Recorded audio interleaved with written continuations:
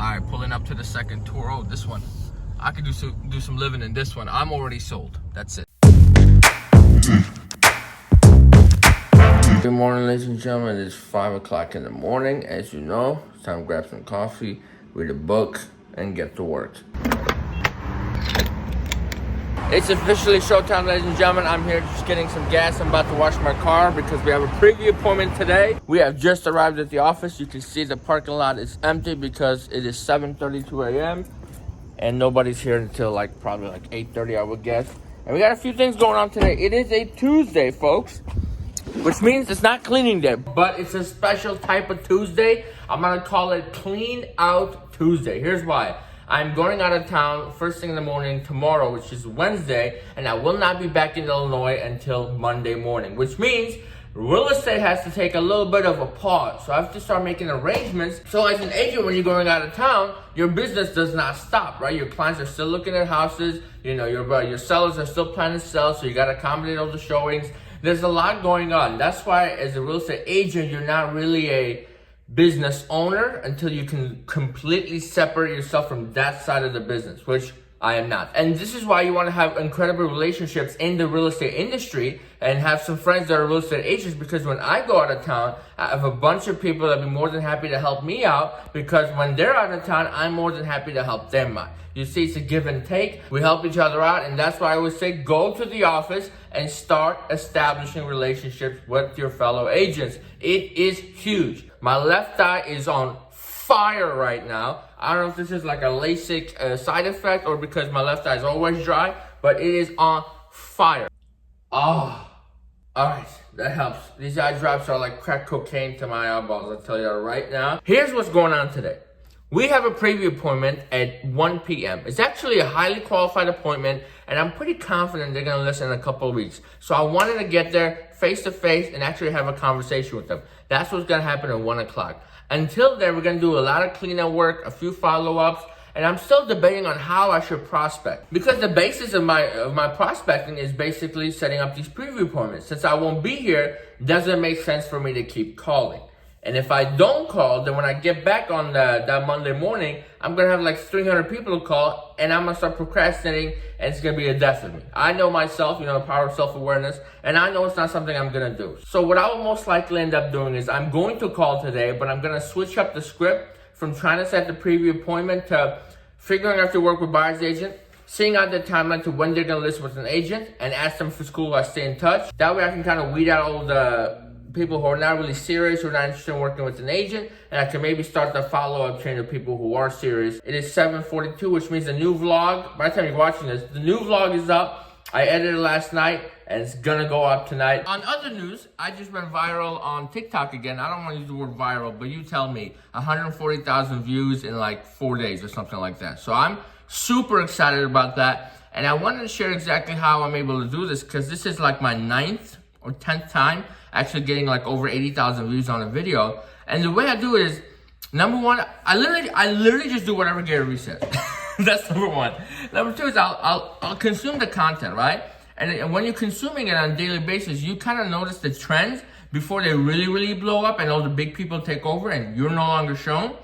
And when you spot those trends, you gotta hop on them. So with TikTok, the biggest thing is matching a sound with a video, right? With a new song that comes out or some kind of a funny skit or something along those lines. So when I start spotting these songs that are going out, I try to think of real estate, how I can tie it into real estate, and then boom, we get it going. The most recent one is called Mood Swings.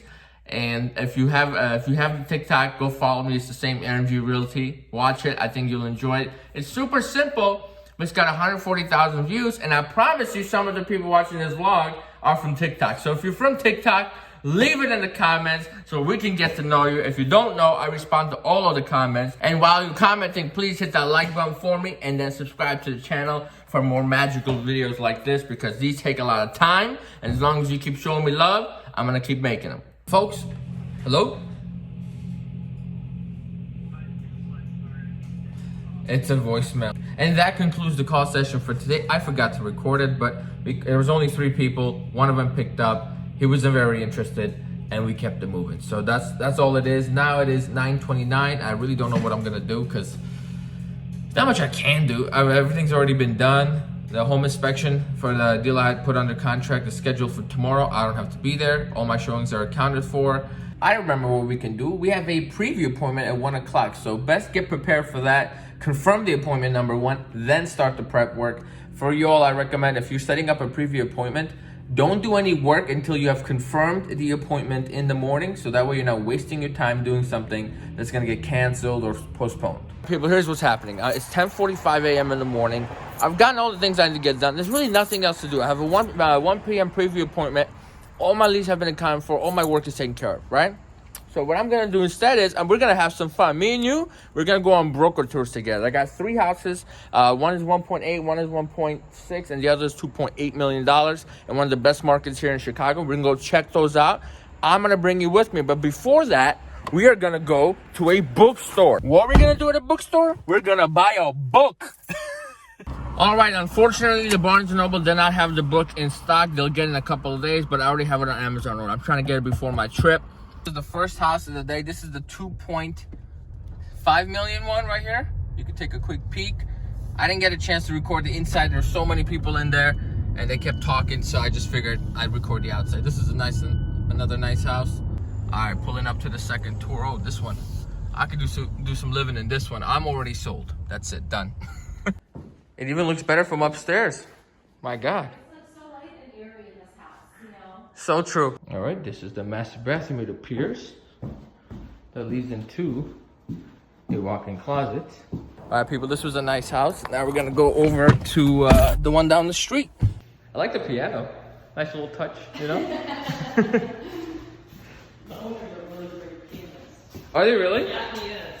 He's a golfer and a piano player, which is kind of an interesting combo. Can you play? All right, folks, that wraps up the tour for today. It's a beautiful little house behind me. But again, it was a little too old style for me, but it was super nice, super cute. I don't know if I'd ever spend $1.6 million, but hey, that's why I'm poor and other people are not. The additional benefit to these broker tours is you get all these gift cards. Watch. They just gave me, I've never heard of this place, La Fueta. Whatever, it's a coffee place. I was gonna get coffee anyway, so I'm like, yeah, might as well stop by, use it. So it's currently 12:06, and the appointment I have is confirmed. It's at 1 o'clock. So I'm gonna go grab this coffee. I'm gonna phew over to the appointment. Oh yeah, the Costa Ricans know how to make coffee, ladies and gentlemen. On to our little appointment here. I'm still driving through Hinsdale. I love it here so much. You guys have no idea. As a poor man aspiring to be a rich man, every now and then when I get a chance to drive around my future neighborhood, it inspires me. It gives me that woo I need to get back to work. So now that we're gonna go to this preview appointment, I'm a closer because I need this listing, and we're gonna bag it, tag it, sell it, close it, make the money, and put a down payment on the house here. That's what we're gonna do. Anyhow. I'll see you soon. Just wrapped up the preview appointment. It is 1:17 p.m. and right now I'm on my way home to do some homework. This was by far the best appointment I've ever had. We were in and out within about 15 to 18 minutes. And the last 5-10 minutes, we simply sat there and discussed what she's looking to do, what I can do to help her, you know, some free information, some free value to kind of give her some insight on what's going on in the marketplace. And people really appreciate that. So for this one, it wasn't really all about the money. It was mostly because their situation is this. They got job transfer. They got to be out in 2 months, but they just bought the house 2 years ago. So there's not enough equity there to even work with an agent. So that's why they're selling on their own.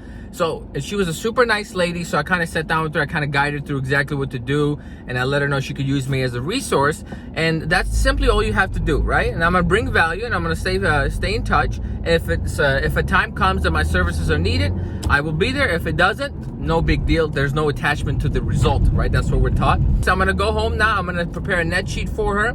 Then I'm gonna do a CMA, and I'm gonna give her some rental options so she's got everything available to her.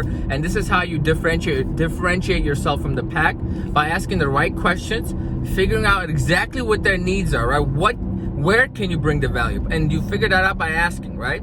And then you provide the value, and that's it.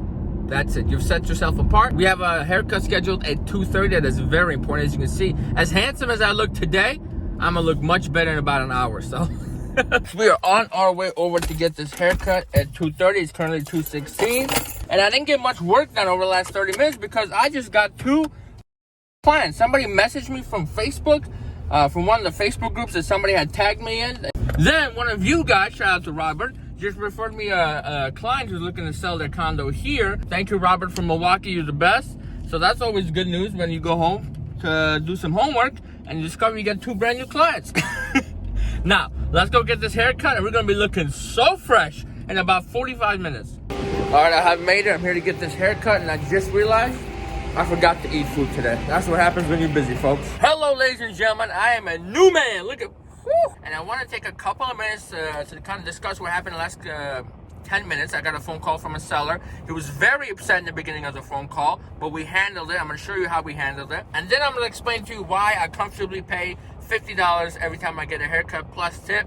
And I know it sounds crazy, but when I explain it, everything will make a little bit. Now let's talk about this angry phone call from my seller.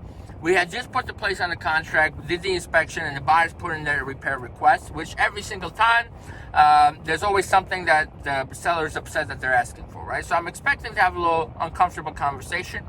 Technically, this is the attorney job here in Illinois, but a lot of my clients are more comfortable talking with me, and that's like another way I can kind of bring value and kind of guide them through the process and keep control of the transaction. So he calls me.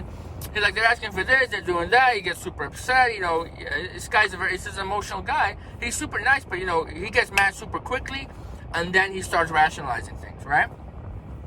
So the important thing is, whenever you get clients yelling at you or just getting upset, make sure you identify where they're angry about, what they're angry about, right? And you have to remain your cool, and do not be a coward and always, say what your clients want to hear, right? With this conversation, he was upset about a couple of things, and I was like, yeah, that's the way it works. When I have a buyer, this is the same thing we do. I'm gonna pass for everything under the moon, and then we're gonna meet somewhere in the middle, which I'm sure you'll be okay with, right? He's like, well, okay, that makes sense.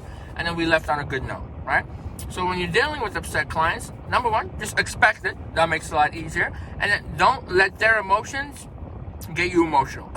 If that makes any sense. I hope that does. Now, let me explain why I spent $50 on my haircut, because for me, it's not about the money, right? This barber, I've been going to him for about a couple of years now, or maybe a year and a half. And at first I was paying $30, but as his business was growing, he obviously increased his rate. For me, I try to maximize every single relationship, right? So for me, I have no problems helping his business out paying $50, right? And whenever I'm there, I make sure I do an Instagram post, I tag them, because every relationship you have as a real estate agent, you have to maximize it. You have to help other people's business, so that way when the time comes, they either think of you, or when one of his clients is interested, they think of you because you've given to him more than you've asked for in return. So that's why I keep still going to this guy, because I have a relationship with them. I don't pay him $50 because the haircuts are so amazing, which they are. I pay him $50 because we have a relationship. For me, it doesn't matter. If he charged $60, don't tell him this, I'd probably pay $60. I'd probably cut him off at about $100 because that's just insanity.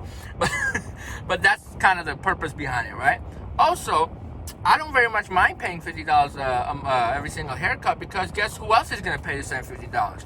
Like-minded individuals like me. So I have no problem being surrounded in the shop with people who have the same characteristics and same values as me. You got to spend money. You got to get to the people who don't value money as much as they value time, experience, service, all that stuff. And those people exist. More of them exist than the cheap ones. So you just got to make sure you're in the right place. As long as you're not cheap, you will not attract cheap clients. That's the end of that subject matter. Now, moving forward, it is almost 4 o'clock. I still haven't had food today. I'm going to die if I don't put any calories in my body within the next 15 minutes. So I'm going to go to Chipotle, and on my way there, before I wrap this vlog up, I want to share an experience with you all that broke my heart. I know this agent in California. His name is Calvin, so shout out to him. I've been in touch with him pretty much every single day for the last 5 days, and he's been working his butt off, right? He hasn't taken any days off. He's been cold calling every single day, but just things haven't been going his way. He just hasn't gotten lucky yet, right? But he's putting himself in the right position, and it's only a matter of time. And that time came. He got his first buyer client. He's in California, so all the deals are expensive. And he showed a place, and it's time to put a contract in, right? And it was a distant family member of his. And when he put the contract in, they asked my friend, this fellow agent, brand new guy who's just trying to get his feet off the ground, build his business, these people asked them for a kickback. If you're wondering what a kickback is, it's basically when a client wants a piece of your commission for no reason, right? For no reason, especially on the buy side, which makes no sense because they don't pay the commission. And as a new agent, you might be, number one, if I was a new agent, I would have done a real estate transaction for free just to get the experience, right? And there's going to be clients out there that may take advantage of that, that because you're desperate, it's your first year, there's going to be clients out there that's going to take advantage of you. So if you can help it, avoid those clients like the plague. I'm telling you, it's not worth the paycheck, okay? It's fine if you do it your first time just to get the experience, but I'll cut them off immediately, okay? Because all their friends are going to want that same discount. You don't want that in your life. As a professional, you have a decision to make, okay? You can either be the agent that provides a high level of service for clients who respect your time and appreciate your service, or you could be that guy just begging for business, doing anything to get it, and you will never ever be successful. I'm gonna do an awkward transition because I just went on a rant there and it was completely unnecessary.